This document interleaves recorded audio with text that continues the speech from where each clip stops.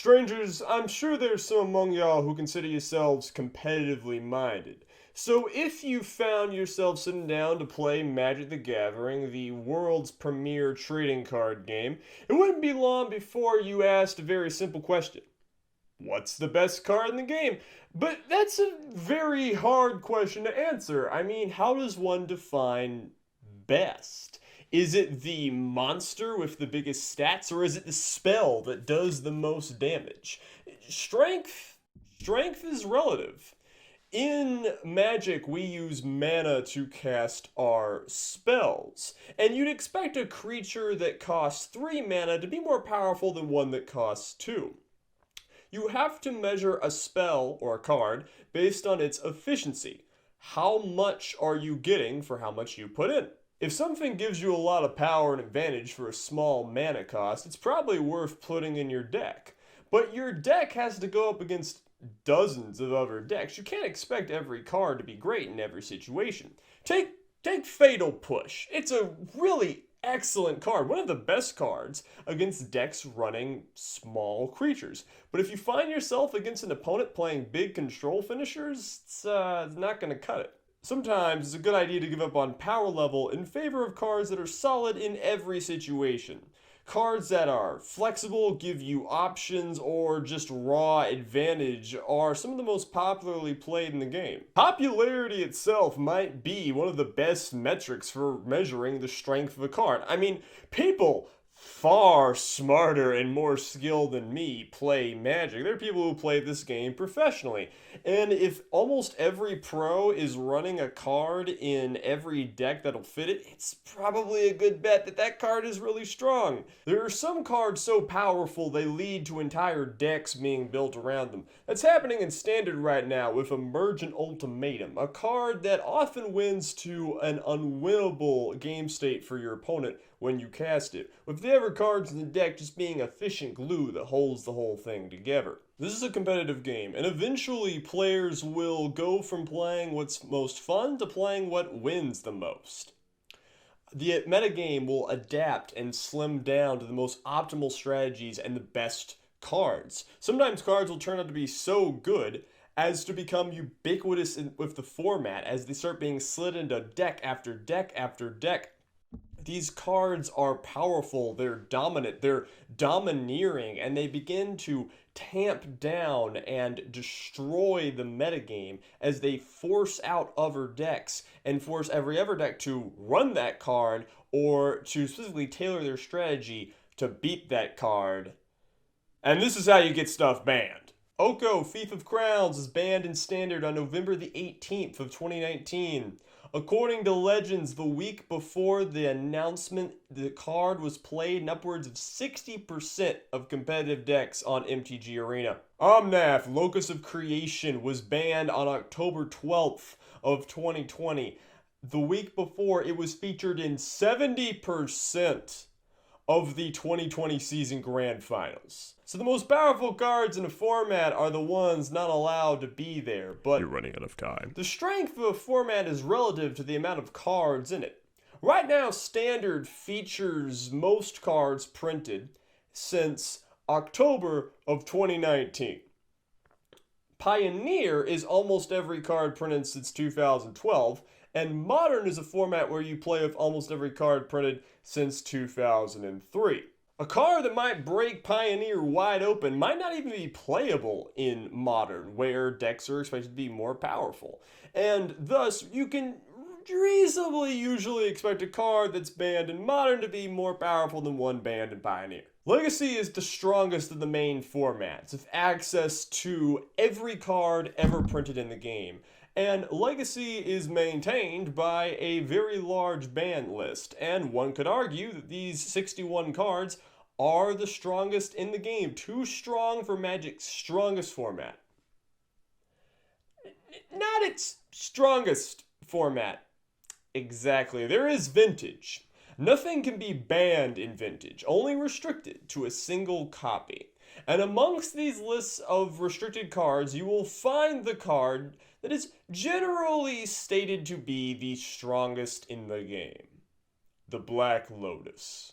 The Black Lotus is as simple as it is powerful. It has an awesome name and a silly design. There is no deck that wouldn't benefit for getting 3 mana for nothing, allowing for explosive starts and crippling advantage. So that's it. We found it. We found the best card in Magic the Gathering. Except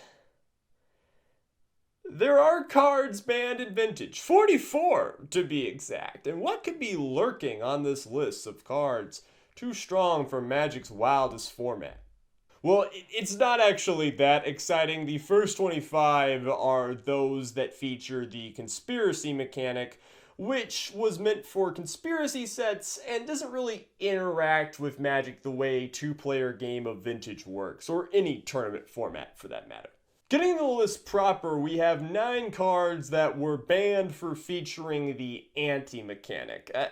No one working on Magic in the early years knew exactly how popular the game would be, or what exactly they wanted Magic to be. Early on, there was this idea that your deck would always be changing, and, sometimes it's nice, put a little skin in the game on a match. So, players before the match would set aside the top cards of their deck into the anti-zone, and whoever won the game took the pot. After Magic exploded in the mid-90s, it came under the scrutiny facing most games marketed to children, and this was, the height of satanic panic, and if American legislators are going to get behind anything, it's keeping gambling out of the hands of children. We hope. So, anyway, the anti-mechanic got nixed, and from what I've heard anecdotally, it actually wasn't that popular, though I am certain there are some people that loved it. Then there are 2 cards banned for requiring something of you that Magic shouldn't really do. Chaos Orb and Falling Star require you to physically flip a Magic card onto the table, and this led to some wild and crazy metas back in the day, but the game is not about physical dexterity, and also you can't really port that into the digital realm, and it just got nixed. It is wacky and fun, and I think it is great for non-legal silver-bordered sets, but just not what Magic's about. And then there are 7 cards that are, and there's no way to say this, there are 7 cards that are banned for racism. Magic was developed in the early 90s by a bunch of white dudes in Seattle.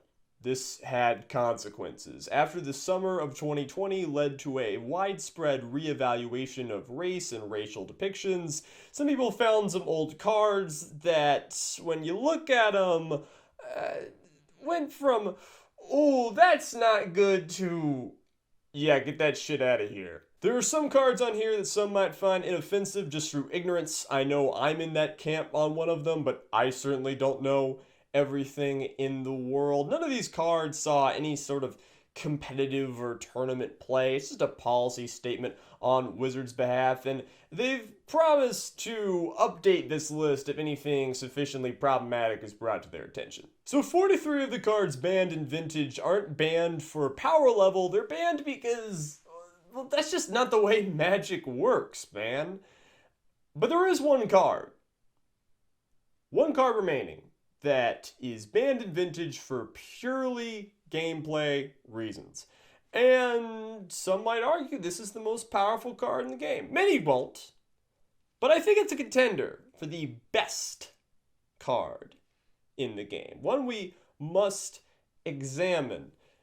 This card is weird. It's a piece of art.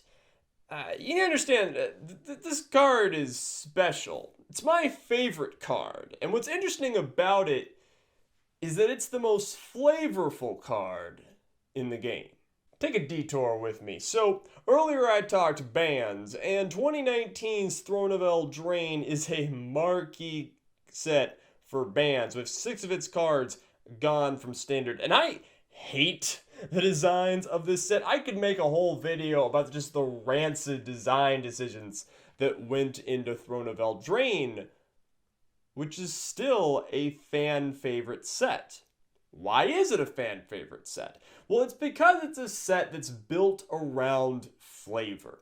The best way to explain what flavor is the aspects of the card that directly reflect the diegesis of Magic the Gathering. But as I suspect that none of you are as friendless and depraved enough to know what the word diegesis means, I'll say it another way. Magic the Gathering has a story, and a world that story is set in. Every card depicts something in that world. This is Charging Monstrosaur. In Magic, there are big old dinosaurs that charge at people and eat them. They are very large and live on the plane of Ixalan. That is what the card represents. If you take a look at it, you'll notice that it is quite large. It's a 5/5, a chonky big boy. It has trample and haste, so it can attack right away, and it's really hard to keep it from damaging you. The card does what it depicts. Zealous Conscripts comes into play and steals one of your opponent's creatures for your own side. It conscripts them to your side. On Sarah's Wings gives a creature flying because they're on Sarah's wings. Flavor can go tremendously far.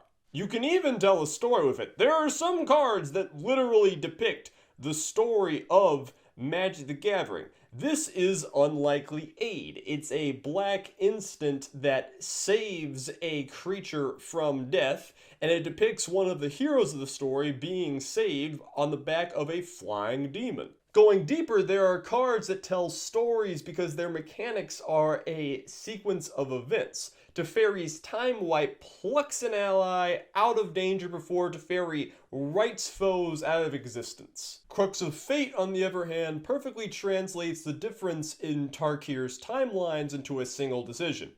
Do you want the dragons, or do you not? This will be pushed to the next level with Magic Origins Flipwalkers. These creatures take actions that mirror how the character became a Planeswalker, and then they became a Planeswalker.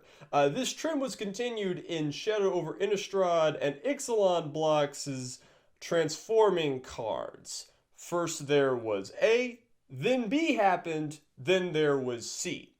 Then came sagas, which every turn have a different effect to tell the twists and turns of the historical event that they depict. This can only take you so far. Cards are bound by the mechanics and the rules of the game. Designers can't just throw mechanics and play experience to the wind and design a card that's just 100% flavor, right? The team releasing Magic the Gathering had no idea it would be popular or played competitively. They didn't know how to make a good trading card game because up till then no one had made a trading card game. They didn't set out to make something balanced or competitively viable. They wanted to make something fun, and part of that fun was wrapping the game in the trappings of high fantasy. It was Dungeons and Dragons with cards, and it sold like hotcakes because of it. Cards in the early sets were designed to turn concept into cardboard. Why does Raging River demand that you divide your creatures into two separate strike teams? Well, it's because there's two sides of the river. Why can't a giant spider block creatures with flying? Can't you see its web? Why does tsunami destroy all islands? Well, it's because that's what tsunamis do. This is called top-down design. You start with the name at the top of the card and then create mechanics that reflect that name. Take this to 2021. Why can Giant Ox crew vehicles with its toughness rather than its power?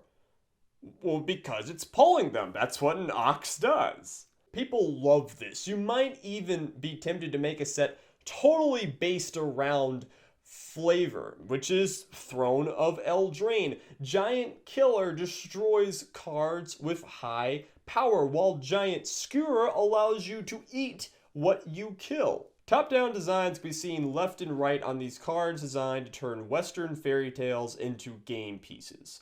Robin Hood became Robber of the Witch. Goldilocks became Flaxen Intruder, and the Seven Dwarves became Seven Dwarves. The following set would give the same treatment to Greek myths like the Wings of Icarus or the Sword of Damocles, Achilles and Cerberus in cardboard form. They made a set based on a setting and filled it with top-down designs that worked within that setting, and I'm sure that a lot of people at Wizards of the Coast weren't surprised that it worked. It wasn't the first time.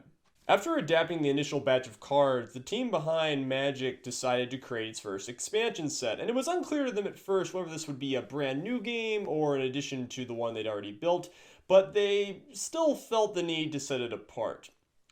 And it was in this first expansion set that the team decided to build their cards not around the high fantasy they'd done before, but instead to adapt a classical work of literature. Arabian Nights was the second ever proper set of Magic cards printed, and it was based on 1001 Nights, a compilation of stories from the Arabic world initially compiled during the Islamic Golden Age, and then spread out to be translated into a diverse and myriad amount of cultures, adding stories over the centuries as it was passed down. You're probably familiar with the Disney film Aladdin, which is based on one of the book's most famous tales, along with Ali Baba and the 40 Thieves, Sinbad the Sailor, and other poems, sonnets, real history, fake history, myths, legends, fables, erotica, and other forms of literature. This is all in the public domain, so it was perfectly legal for Magic to call its second set Arabian Nights, which is often just a stand-in title for 1001 Nights, and translate many of the stories directly into cardboard. Ali Baba is a thief that commands walls to open, so his card makes it so that walls can't block. Aladdin acquires a magic lamp, so Aladdin in card form taps to steal your opponent's artifacts. You've got Jafar, flying carpets, and setting appropriate camels, deserts, bandits, and depictions of the Islamic world that were later deemed hella unsensitive. And it is within this set that we will find the card that I will finally show you. Enter Shahrazad. For 2 white mana, you get a sorcery which reads: players must leave game in progress as it is and use the cards left in their libraries as decks with which to play a subgame of Magic. When subgame is over, players shuffle these cards, return them to libraries, and resume game in progress with any loser of the subgame having his or her remaining life points rounded down. Effects that prevent damage may not be used to prevent this loss of life. The subgame has no ante. Using less than 40 cards may be necessary. What? Shahrazad forces both players to leave the game as is, abandon the cards on the battlefield and the graveyard, and exile their cards in hand, put them down, go over here to play a sub-game of Magic with the loser returning to the first game, picking it back up just with their life points now half what they were in the first place. This is stupid. This card doesn't affect anything on the board, in hand, or in deck. It affects the game itself. To my knowledge, there's only one other card does anything remotely like this. It's Karn Liberated. You can normally only play him starting on turn 7, and then you gotta wait 2 more turns before he can restart the game. Again, not create a sub-game, restart it. And you got ample time to attack him down or destroy him by other means. And yes, I know that in practice you play Karn far earlier, but even the nuttiest of Tron Curbs can only ultimate him on turn 5. And besides, Tron players, how many times you actually gotten to play out the new game that you started with Karn without your opponent just conceding on the spot if they didn't concede when you played turn 3 Karn in the first place? Let's think about the practical implications of this. You can play Shahrazad normally starting on turn 2. There's no counterplay unless your opponent just happens to be playing counter spells and also has the mana to cast it. You can run up to 4 in your deck. Your opponent can be playing 4 in their deck. So that's 8 sub-games within the first game. That's not even getting into spell doubling or graveyard recursion. Unchecked Shahrazad could make games go on for hours, if not the bulk of the day. And what does this gain you? How is this fun? How is this interesting? It's an effect that doesn't exactly strong. It just changes Magic like no other effect does. It's dumb and it's banned, but why is it like this? Why would they ever make a card like this? Well, it's because it's Shahrazad. 1001 Nights isn't just a collection of stories. It's a single story, which is to say that it has a framing device that ever stories take place within. Sariar is a king of vast and fabled lands, and he has determined that all women are deceitful and evil and unfaithful. He marries a new virgin every night, only to kill her and demand that his vizier bring him another. Eventually, the vizier runs out of virgins and has to turn over his own daughter, Shahrazad. On the wedding bed that will surely be her deathbed, the young maiden tells her king a story, but refuses to end it. Curious to see how the story ends, her king allows her to live for another night, only for Shahrazad to tell another story which goes on presumably for 1,001 nights. When porting the story to Magic, how could you make the card do anything other than delay? But beyond that, the creators unglued the game itself. Flavor is supposed to immerse, but Shahrazad shatters the fourth wall. It's the only card to directly refer to the game of Magic because Shahrazad is the storyteller. She is the game of Magic. She stands beyond it. An overlord of the game that is too powerful to be contained within it. This isn't a joke card, a silver border, no. This is a mainline card printed in an official set when Magic is coming hot out the gate, and this is a card that shatters the game apart. Shahrazad is my favorite card. I call it the best card in the game because it's theory. It's an experiment that helped determine the physics of what a card in a card game could be or do. It is Flavor taken it to its absurdist degree, where in the pursuit of the perfect top-down design, Wizards destroyed their game more drastically than any card before or since. It is a mistake, but I would argue it's a worthy mistake, a part of Magic's heritage that contains one of its most crucial lessons in game design. Where every other strongest card is too much, too fast, too powerful, too recursive, too domineering, Shahrazad is too good because it's too flavorful. It flies beyond the game. It's too perfect a flavor, too perfect at doing what Magic did first. We do not deserve it. This video was kind of clickbait. Not gonna lie, this is kind of clickbait, but I wanted to kind of take y'all on a journey with me so you could appreciate something that gets me way too excited. Because we're at the end, I know I like to wrap the video up fast, but I'm gonna share with y'all a little secret. I actually kind of don't like top-down designs very much often. I love Flavor. I love it so much, but like the whole gimmick thing of like name and then card, especially with like Theros Beyond Death and Throne of Eldraine, I think at a certain point I got a little sick of the get it cards, like the Crystal Slipper, you grab it and then you have to run fast because you got to deliver it to the see, you get it.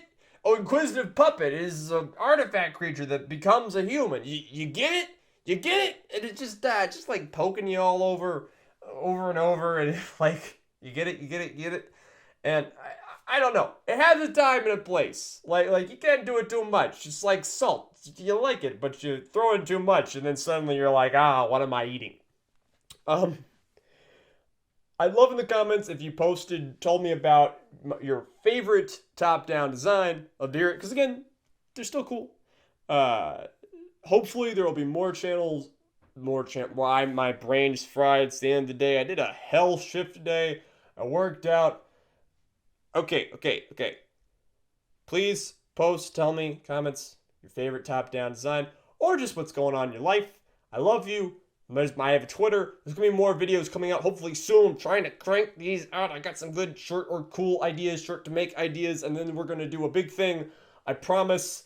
I have been the Word Weaver, and this is over. Y'all be good.